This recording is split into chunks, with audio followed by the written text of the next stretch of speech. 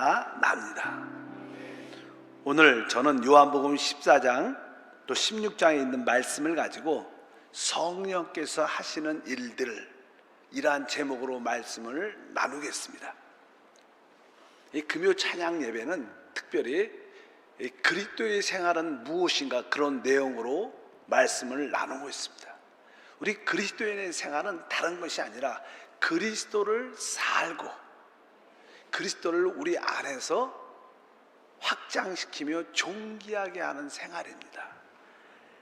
근데 그 그리스도를 살고 표현하려면 그분의 구성 요소가 무엇인가를 알아야죠. 그래서 지난 시간에 그분 안에는 죽음과 부활과 승천이란 요소를 갖고 계시다. 그래서 그분의 가지고 있는 그 죽음의 어떤 효능, 또 부활의 어떠한 능력, 즉 효능, 승천 안에 있는 효능, 그러한 놀라운 것들은 다 성령을 통해서 우리에게 체험될 수 있는 겁니다. 그리스도 안에 있는 죽음의 효능, 부활의 효능, 승천의 효능은 오직 성령을 통해서 우리에게 실제가 될 수 있다. 그래서 지난 시간에 바로 그러면 우리가 이 성령에 대해서 확실히 알아야 된다. 성령 하나님에 대해서 확실히 알아야 된다. 바로 그 성령에 대해서 말씀을 나눴죠. 일단 우리 하나님은 영이시라는 사실을 우리가 알아야 됩니다.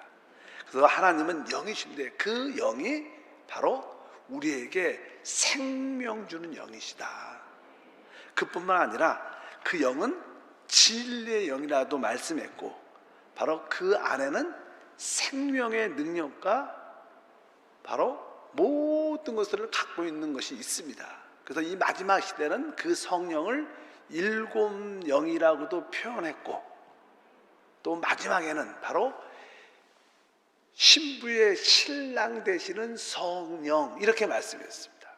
그런 내용에 대해서 말씀했습니다. 그러한 다양한 깊이 있는 성령인데, 그러면 그 성령이 어떤 일을 하시는가? 성경에 많은 항목들이 있습니다. 그 성령 하나님에 대해서 그분이 어떤 일을 우리에 대해서 행하시는가, 이것을 알아야죠. 근데 성경에서 이 성령의 다양한 기능들을 많이 설명하지만 가장 핵심적인 게 무엇일까? 계시록에 보게 되면 22장에 그 하늘 보좌가 있는데, 그 하나님의 보좌에, 하나님과 어린 양의 보좌에서 이 생명수강이 흘러나옵니다. 거기에 보면 아버지와 어린 양의 보좌, 그리고 나서 거기에 생명수강이 흘러나오는데, 그 생명수강은 바로 성령의 역사를 말합니다. 성령의 가장 큰 역사 중에 하나는 바로 그 성령이 우리 가운데 흐른다는 거예요.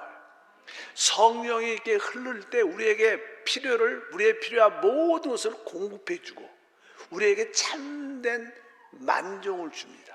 그래서 성령의 가장 큰 핵심적인 역사는 생명수강으로 표현되는 그분의 성령의 흐름이 있어야 돼요. 또 그것을 우리는 내적으로 기름 부음이라고 말하죠. 성령의 가장 핵심적인 기능은 바로 그 생명수강으로 그분이 흐른다는 거예요. 흐를 때 우리는 치유와 회복과 참된 만족과 모든 것을 공급받는 역사가 함께할 줄 믿습니다. 그런 기본적인 전제를 가지고 이제 성령이 실제적으로 어떤 일을 하시는가. 첫 번째로 성령은요, 바로 죄인들이 회개할 수 있도록 우리를 책망하는 일을 하십니다. 성령의 첫 번째 역사는 죄인들이 회개할 수 있도록 바로 우리를, 사람을 책망한다, 이렇게 말씀합니다.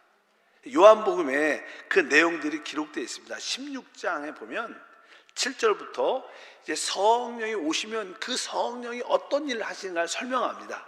7절부터 읽어보니까 그러나 내가 너에게 실상을 말하노니 내가 떠나가는 것이 너에게 유익이라. 내가 떠나가지 아니하면 보혜사가 너에게 오시지 아니할 것이요 가면 내가 그를 너희에게 보내리니 그가 와서 죄에 대하여 의에 대하여 심판에 대하여 세상을 책망하시리라. 죄에 대하여 함은 그들이 나를 믿지 아니하며 의에 대하여 함은 내가 아버지께로 가니 너희가 다시 나를 보지 못하며 심판에 대하여 함은 이 세상 임금이 심판을 받았음이라. 여기 보니까 우리 주님이 이제 십자가의 죽음을 통해서 제자들을 떠날 거다. 근데 내가 떠나는 것이 너에게 유익인지, 내가 가면 보혜사가 온다는 거예요. 그가 성령이죠. 바로 그가 와서 어떤 일이냐, 바로 그가 죄에 대해서, 의에 대해서, 심판에 대해서 사람들을 책망할 것이다. 실제로 성령의 첫 번째 역사는요, 우리가 복음을 전할 때, 하나님 말씀을 전할 때 복음을 듣는 사람들로 하여금 어떤 죄에 대해서, 의에 대해서, 심판에 대해서 깨닫게 함으로 회개를 시킵니다. 그래서 우리의 체험에 보게 되면 우리가 하나님을 처음 제대로 딱 만났을 때 우리는 회개합니다. 막 울지요. 하나님, 내가 죄인입니다. 내가 그동안 하나님을 떠나 있었습니다. 그리고 우리가 통에 자복하는 그러면서 우리가 회개가 우리 안에 일어나서 많이 우는 그런 체험을 한두 번씩은 다 해봤을 거라고 저는 믿습니다. 왜? 진짜 성령이 오신 거는 바로 우리가 죄에 대해서 깨닫는 거예요. 아, 내가 아담 안에 죄 가운데 있었구나. 내가 이 죄인인 것을 내가 보고 나에게 그리스도가 필요하구나. 구원자가 필요하구나. 내가 그리스도를 믿지 않으냐면 영원히 심판받도록 예정된 마귀와 함께 심판을 받는구나. 이러한 기본적인 것을 알게 돼요. 그래서 성령이 오시면 우리에게 회개하는 마음을 주십니다. 회개하는 마음의 의미는 죄를 아는 겁니다. 죄가 다른 것이 아니라 바로 하나님의 아들 그리스도를 믿지 않는 게 죄구나. 그분을 믿을 때 구원, 의를 갖게 되는구나. 그분을 믿지 아니하면 사단과 함께 영원한 심판을 받는다는 것을 확실히 깨닫게 됩니다. 그래서 성령의 첫 번째 역사는 바로 죄인들이 회개하도록 죄와 의와 심판에 대한 책망을 주님이 하시는 일을 하십니다. 두 번째, 이제 우리가 회개하면 우리는 주 예수를 믿게 되죠. 믿는 그 순간 성령께서 우리를 거듭나게 하십니다. 거듭나게 한다는 것은 그분이 우리에게 생명을, 영생을 주신다는 의미를 가지고 있죠. 그래서 성경을 보게 되면 바로 우리 성령, 이 성령은요 바로 우리에게 생명 주는 살리는 영이셔요. 그러니까 그 성령이 오면 우리가 생명을 얻게 되죠. 그래서 고린도전서 15장 45절에 기록된 바 첫사람 아담은 생명이 되었다는 것 같이 마지막 아담은 살려주는 영. 그러니까 마지막 아담이신 그리스도 예수는 바로 살려주는, 우리에게 생명 주는 영입니다. 그러니까 우리가 주 예수를 믿는 그 순간 우리는 영생, 그 생명으로 얻게 되니까 거듭나게 됩니다. 하나님의 생명으로 다시 태어나는 축복이 함께합니다. 고린도후서 3장 6절도 마찬가지입니다. 그가 또한 우리를 새 언약의 일꾼들에게 만족하게 하셨으니 율법의 조문으로 하지 아니하고 오직 영으로 함이니 율법의 조문은 죽이는 것이요 영은 살리는 것이다. 바로 이 성령만이 우리에게 살리는, 생명 주는 그 일을 하신다. 그러니까 바로 이 성령은 바로 우리가 주 예수를 회개하고 믿을 때 바로 우리에게 거듭나게 하시면서 우리에게 왜요? 하나님의 생명을 주시는 일을 하신다. 그래서 이 성령이 온다는 것은 바로 하나님의 생명을 우리가 갖는 것입니다. 그래서 요한복음 3장 6절에 보니까 육으로 난 것은 육이지만 영으로 난, 즉 성령으로 난 것만 영이다. 이것은 뭐예요? 우리의 영이 성령으로 거듭났다는 것을 의미한답니다. 그리고 나서 이제 성령은 우리를 거듭나게 하시고 이제 우리 안에서 우리를 새롭게 변화시킵니다. 그래서 성령의 주된 역사, 우리가 그런 얘기 많이 하죠. 우리 하나님은 아브라함과 이삭과 야곱의 하나님인데 야곱은 결국 그의 이름이 이스라엘로 변화가 돼요. 그래서 이 야곱의 하나님은 성령 하나님을 예표하는 거예요. 그러니까 하나님이 성령으로 우리 안에 오셔서 우리를 새롭게 어떻게 변화시키시죠. 구원받기 전에 사람이 아니라 구원받은 후에는 우리의 영이 새로워집니다. 또 우리의 영뿐만 아니라 이제 우리의 우리의 생각과 감정과 의지도 새로워져야 돼요. 이제 옛사람을 따라 그런 낡은 생각이 아니라 바로 성령을 따라 새 생각을, 새로운 생각을, 또 우리가 옛사람의 어떠한 느낌이 아니라 옛사람의 어떠한 판단과 결정이 아니라 바로 새롭게 된 새 느낌을, 새 판단을 선택하는 주님은 우리를 새롭게 하신다. 그래서 성령은 새롭게 한다. 이런 표현이 성경에 디모데후서 3장 5절에 기록되어 있어요. 우리를 구원하시되 우리가 행한 바 의로운 행위로 말미암지 아니하고 오직 그의 국문하심을 따라 중생의 시선과 성령의 새롭게 하심을 하셨다. 성령은 우리를 어떻게 해요? 새롭게 한다. 우리의 내적인 존재가 새롭게 바뀌어야 돼요. 우리 영이 새로워지고 내 생각과 감정과 의지도 새로워지고 우리 온 존재가 새로워질 때 우리는 어떻게 변화가 되죠. 변화. 그래서 우리의 온 존재가 그렇게 성령으로 말미암아, 그러니까 여러분들이 성령을 호흡하고 성령을 마시고 찬양처럼 성령 안에 잠길 때 여러분들이 아무것도 아닌 것 같지만 마음껏 하나님을 찬양하면서 성령을 호흡하고 마시고 성령 안에 잠기면 나도 모르는 사이에 우리의 영적인 체질이 바뀌어요. 체질이, 진짜로 체질이 바뀌면서 자연스럽게 변화를 갖게 되는 은혜와 축복이 함께할 줄 믿습니다. 그래서 성령은 우리를 변화시키는 일을 하십니다. 그리고 나서 그냥 그 성령은 우리 안에서 놀란 일들을 하셔요. 워낙 성령에 대한 항목이요 진짜 많습니다. 실제로 성경은 대부분 성령에 대한 역사를 기록하고 있어요. 왜? 그 성령이 삼일째 하나님의 왕결이셔요. 그러니까 성령에 대한 말씀이 얼마나 많이 기록된지 모릅니다.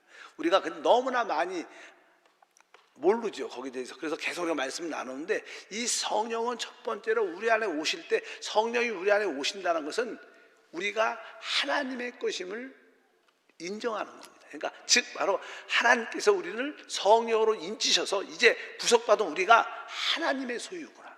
그 성령의 인치심이라는 단어가 기록되어 있어요. 우리 에베소 1장 13절에 써 있죠. 그 안에서 너희도 진리의 말씀 곧 너희 구원의 복음을 듣고 그 안에서 또한 믿어 약속의 성령으로 인치심을 받았다. 우리 모두가 바로 주 예수를 믿는 그 순간 성령으로 인치심을 받는 거예요. 그분 인치심이라는 것은 사실 나는 이는 도장은 도장에는 이렇게 어떤 형상이 있죠. 이름이 새겨 있든지 어떤 그림이 써 있든지 이렇게 그러니까 찍으면 그 형상이 나타나는 것처럼 바로 우리가 성령 인치심을 받을 때 우리 안에 하나님의 형상이 점점 드러나게 되어 있습니다. 도장도 이렇게 세게 찍으면 그 종이 위에 그 도장의 그 형상들이 깊이 박혀서 흡수돼서 그 모습이 드러나는 것처럼 이 성령으로 우리가 인치셨구나. 다른 뜻이 아니라 내가 하나님의 소유구나. 나는 주님의 것이구나. 그런 기본적인 전제, 그 성령의 인치심이 우리 안에 일어났기 때문에 바로 그래서 성령이 우리 안에 거하시고 우리 안에 내주한다는 거예요. 그래서 이 성령은 계속 우리 안에 내주하시죠. 주 예수를 믿는 그 순간 성령이 우리 안에 오셔서 우리가 하나님의 것임을 인칠 뿐만 아니라 그분이 우리 안에서 그분이 실제로 사십니다. 그래서 성경에는 계속 성령이 우리 안에 거한다는 표현들이 진짜 많이 기록되어 있어요. 로마서 8장 11절에 보니까 예수를 죽은 자 가운데 살리신 이의 영이 성령이죠. 이의 영이 너희 안에 거하시면 그리스도 예수를 죽은 자 가운데 살리신 이가 너희 안에 거하시는 그의 영으로, 바로 너희 안에 거하시는 그의 영으로 말미암아 너희 죽을 몸도 살리시라. 여기 보니까 너희 안에 거한다 이렇게 계속 말해요. 바로 이것은 바로 우리 주님이 우리 안에 오셨을 뿐만 아니라 우리 안에 내주하시죠. 그분이 우리 안에 내주한다는 것은 그분이 우리 안에 자리를 쫙 잡으셔서 그분이 주인으로 산다는 거예요. 우리가 아니라 바로 그분이 우리 안에 거하고 그분이 내주한다는 것은, 거처를 정한다는 뜻은 그런 뜻입니다. 그분이 이제 자리를 확실히 우리 안에 잡아서 그분이 이제 주인으로 우리를 사는 겁니다. 우리가 사는 게 아니라 그분이 사는 것인 줄 믿습니다. 그분이 왜 우리 안에 내주하는가? 우리를 이렇게 인도하기 위해서 우리 안에 계시는 거예요. 그분이 우리 안에 있어야지 우리를 인도하실 거 아닙니까? 성령께서 이제 성령이 내주하시면 바로 우리를 하나님의 뜻으로, 하나님의 길로 인도하기 위해서 그분이 하시는 겁니다. 로마서 8장 14절도 그런 내용이죠. 갈라디아서 5장 18절, 무릇 하나님의 영으로 인도함을 받는 사람들은 곧 하나님의 아들이다. 그러니까 하나님의 영으로 그분이 우리 안에 거함으로 그분이 우리를 인도하. 계속 읽어보니까 너희가 만일 성령의 인도하시는 바가 되면 율법 아래 있지 아니하리라. 우리의 신앙생활은 바로 우리 안에 거하시는 그 성령의 인도를 따라 사는 것입니다. 그럼 우리는 모든 율법부터 벗어야 하는 겁니다. 우리는 밖에 기록된 율법을 지키는 게 아닙니다. 우리의 참된 율법은 우리 안에 계신 성령의 인도예요. 이것이 하나님의 말씀이시죠. 살아있는 말씀, 우리는 하나님의 살아있는 말씀을 따라 주님을 섬기는 겁니다. 여러분들이 우리 안에 내주하는 성령의 인도가 없으면 우리는 다 율법을 따라 있을 수밖에 없습니다. 그러나 우리는 은혜 아래, 성령 안에 사는 사람이다. 그래서 성령이 내 안에 확실히 계시구나. 그분이 나를 인도하는구나. 여러분들은 순간순간 주님이 내 안에 나를 인도하기 위해서 계십니다. 나를 인도해 주시고 여러분들의 그 인도를 따라 행하는 우리 모두가 돼야 될 것이다. 이 성령이 우리를 인도할 때 우리는 참된 하나님의 실제를 갖게 돼요. 실제를 갖게 되죠. 실제. 그러니까 성령이 우리 안에 기름 부음을 통해서 우리를 이렇게 인도하실 때 우리는 바로 진리의 성령이기 때문에 실제의 영이라는 거예요. 우리가 그냥 이런 말을 많이 하죠. 성령은 진리의 영인데 그 진리는 실제라는 거예요. 그러니까 우리 안에 성령의 인도가 있을 때 우리는 참된 실제를 갖게 돼요. 응답의 실제, 치유의 실제, 능력의 실제, 축복의 실제를 진짜로 갖게 된다는 거예요. 그것이 뭐예요? 성령이 우리 안에서 역사할 때. 그래서 성령을 진리의 영이라고 말하죠. 요한복음 14장 오늘 읽었죠. 17절. 그는 진리의 영이라. 세상은 능히 그를 받지 못하나니 이는 그를 보지도 못하고 알지도 못함이라. 그러나 너희는 그를 아나니 그는 너희와 함께 거하시며 또 너희 속에 계시겠습니다. 여기 써 있죠. 너희는 그를 안다. 너희는 성령을 안다는 거예요. 어떤 성령은? 바로 우리와 함께 거하시고 우리 속에 계시는 그 성령을 안다는 거예요. 진짜 이걸 알아야 되는 거예요. 지식이 아니라 실제로 그분을 알고 체험하고 누려야 될 줄 믿습니다. 그리고 16장 13절, 그러나 진리의 성령이 오시면 그가 너희를 모든 진리 가운데 인도할 것이다. 그러니까 이 진리의 성령이 우리 가운데 오시면 바로 참된 실제 안으로, 아까 우리 안에 성령의 인도가 있을 때 우리는 모든 실제를 갖게 됩니다. 나에게 위로가 필요하다.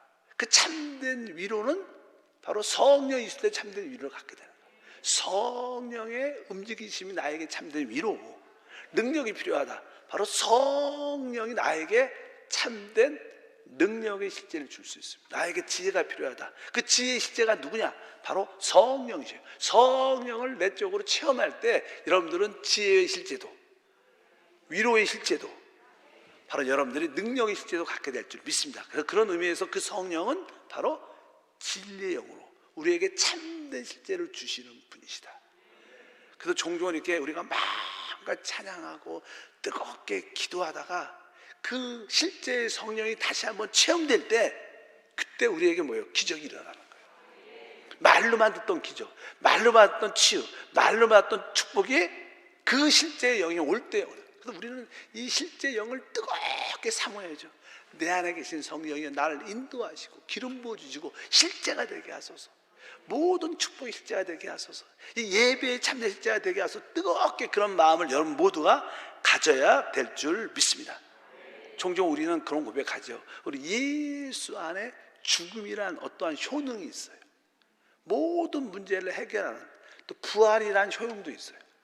승천하셨으니까 승천의 효능이 있죠. 근데 그 죽음 안에 있는 효능, 부활 안에 있는 효능, 승천 안에 있는 효능을 어떻게 내 것이 될 수 있는가?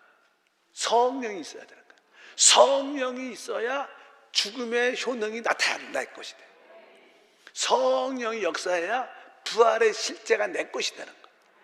주님의 승천의 실제가 바로 성령을 통해서 역사하신다니까 우리는 다른 걸 잃어버리지 말고 그냥 오직 뭐예요? 입에서 성령이에요. 우리가 주님의 이름을 부르죠. 주의 이름을 부르면 누가 오셔요? 성령이 오시는 거예요. 성령이 역사하시는 거예요.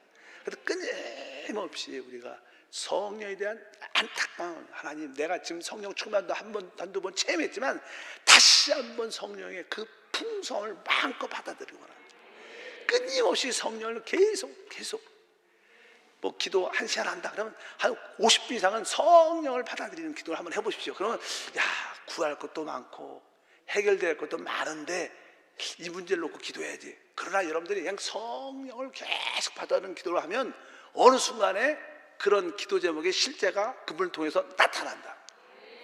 성령은 진리의 실제형인 줄 믿습니다. 그리고 이 성령은요, 원래 그냥 하나님의 속성, 하나님 나라의 속성은 의와 평강과 희락, 기쁨이에요. 근데 그 하나님 나라의 속성을 체험할 수 있도록 하시는 분은 오직 성령이시죠. 하늘나라의 실제를 체험하려면 바로 성령의 역사가 있어야 돼요. 로마서 14장 17절에 써있죠. 하나님의 나라는 먹는 것과 마시는 것이 아니요 오직 성령 안에 있는, 성령 안에 있는 뭐예요? 의와 평강과 희락. 뭐 의는 알죠. 또 희락도, 희락은 뭐 기쁨이죠. 기쁨. 의와 평강과 기쁨. 그러니까 사실 예수를 믿는 사람들의 특징은 기쁨인 거, 기쁨. 그냥 기쁨이 충만한. 사도 바울은 항상 기뻐하라. 내가 다시 말하노니 기뻐하라. 왜? 이 기뻐할 수 있는 것은요, 우리가 만들어내는 게 아닙니다. 오직 성령이 주시는 기쁨. 그래서 교회 안에 보면 어떤 성도들은 아주 늘 밝고 기쁨으로 충만해. 그런 분들은 왜 저렇게 늘 기쁨이 충만할까? 그분에게는 뭐야? 성령의 실제가 있어서 그런 거예요. 성령의 실제가 있으니까 이 교회 생활은 무엇이냐? 바로 의와 평강과 기쁨을 체험하는 거예요. 여러분들이 합당한 교회 생활을 하면 성령께서 여러분들에게 의와 평강과 희락, 기쁨으로 충만한 생활을 해서 하나님의 뜻을 이루게 될 것을 믿습니다. 바로 이러한 일들이 다 어디 안에서? 성령의 역사입니다. 오늘은 성경 통독을 하니까 짧게 말씀을 전합니다. 또 기도해야죠. 어쩌든지 여러분들이 성령의 몇 가지 그런 항목들, 성령의 최고적인 총체는 뭐라 그랬어요? 생명수 강으로 비유되는 거예요. 성령에게 생명수 강처럼 흐를 때 모든 것이 공급되고요, 모든 것이 만족되고 모든 것이 치유되고 회복돼요. 성령의 가장 주된 역사에 간다는 것은 생명수 강이 흐르는 거예요. 성령이 흐르는 거예요. 여러분 안에 이미 성령은 오셨어요. 내 영 안에 있는 그 성령이 내 깊은 곳에서부터, 이 배에서부터 흘러 나가기로 하는, 그 생수의 강이, 성령의 강이 흐를 때마다 살아납니다.